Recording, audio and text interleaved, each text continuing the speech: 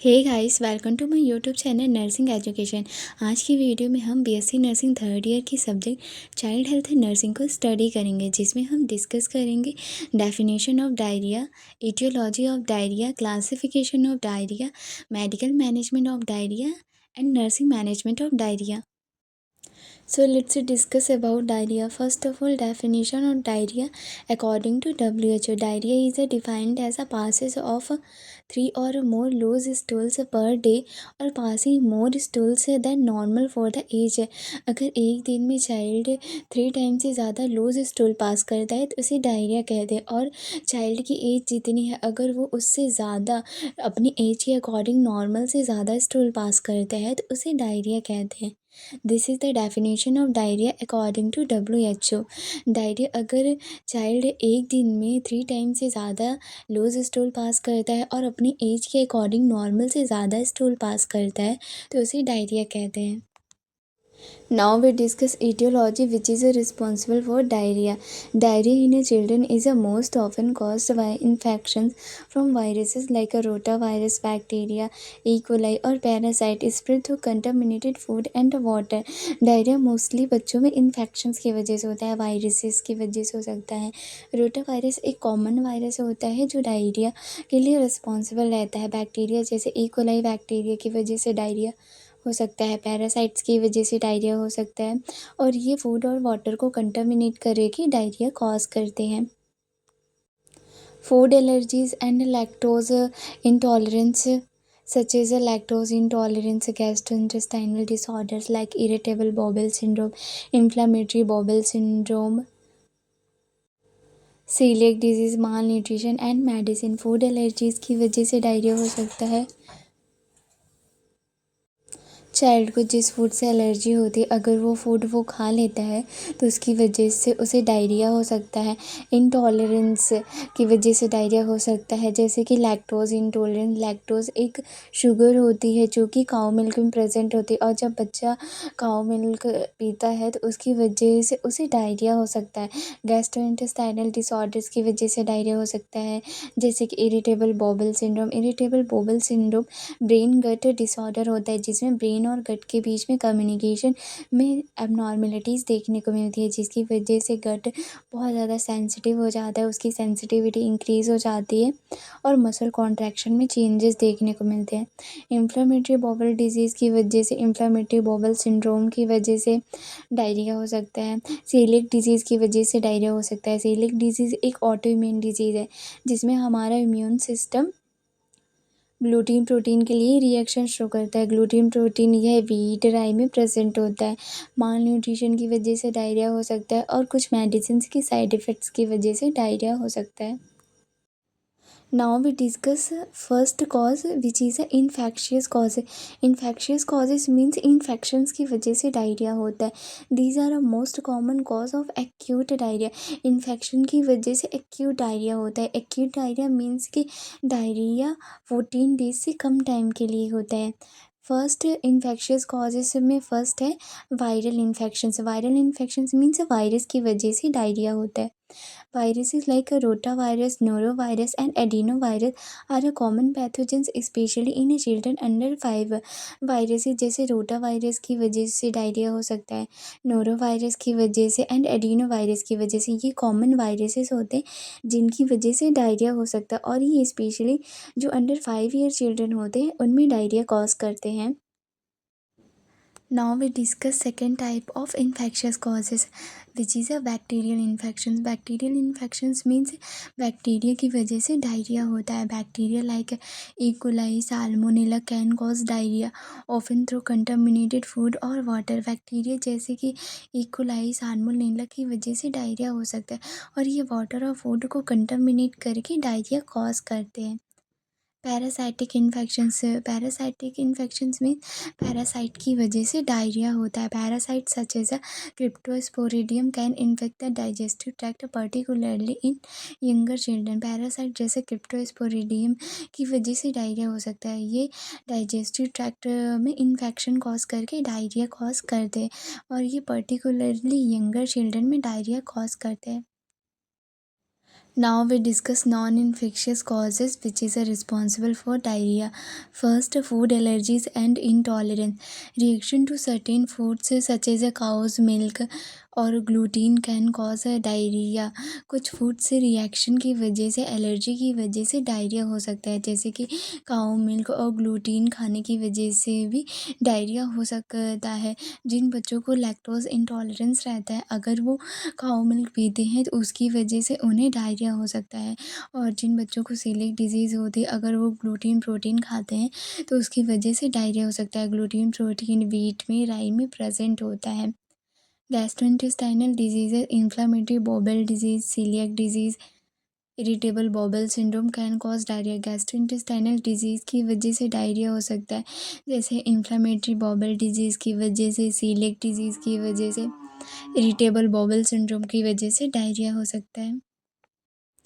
Malnutrition, a lack of proper nutrition can be a cause of diarrhea in children.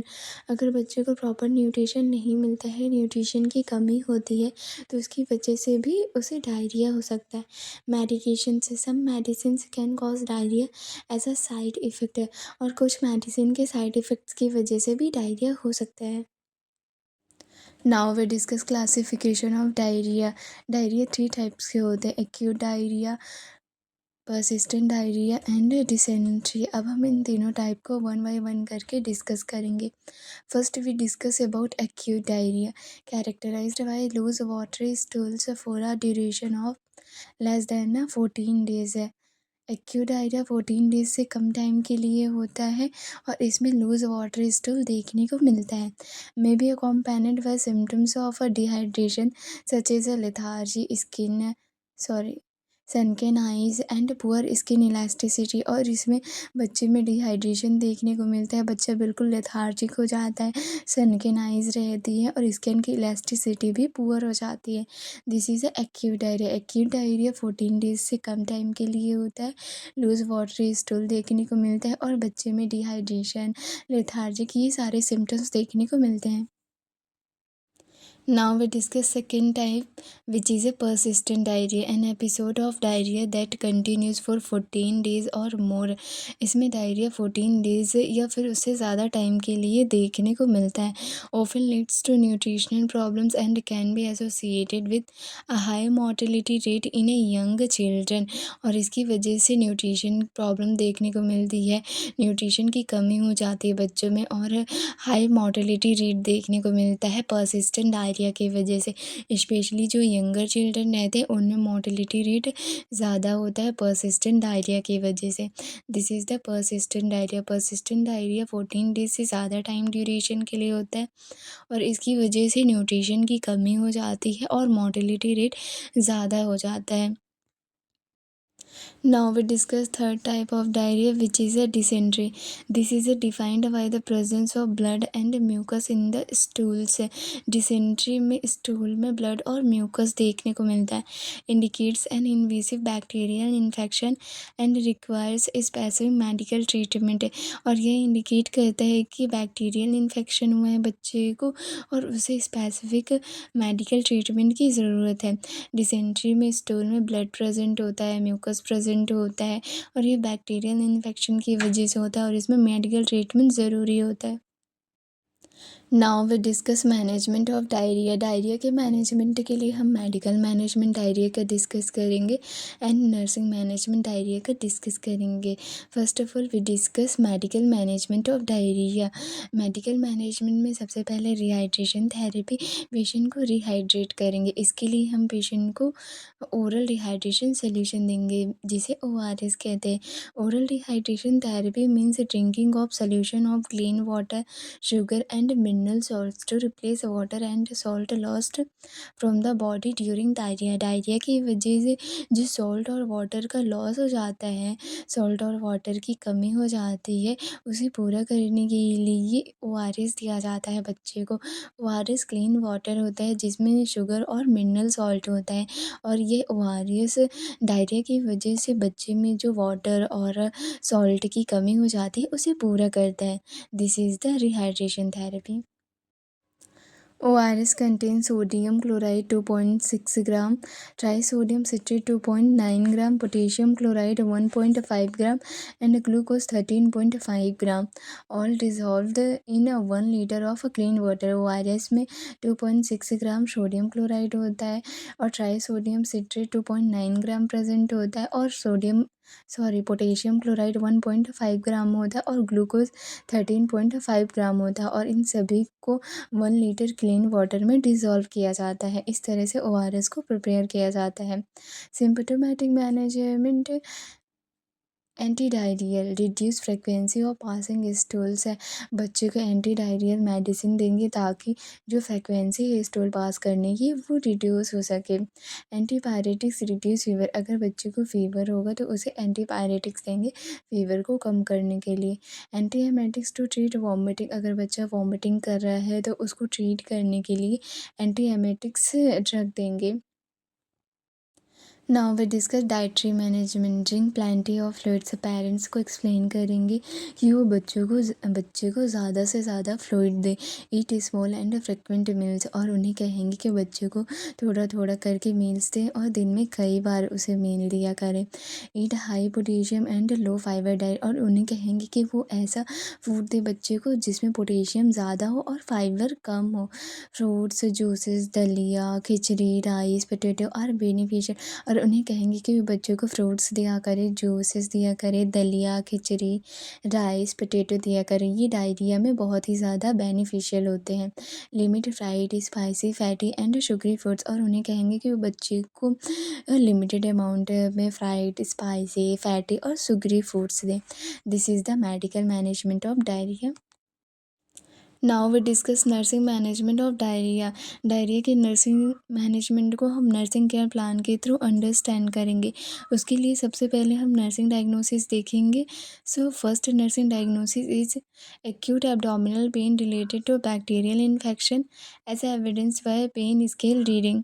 Second nursing diagnosis is electrolyte imbalance related to excessive fluid loss as evidenced by laboratory examination.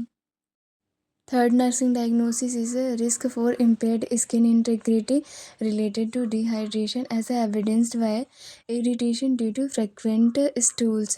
Fourth nursing diagnosis is fluid volume deficit related to frequent passes of a stool as evidenced by intake output chart.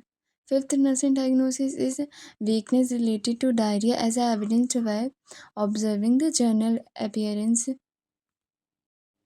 This is the nursing care plan for diarrhea.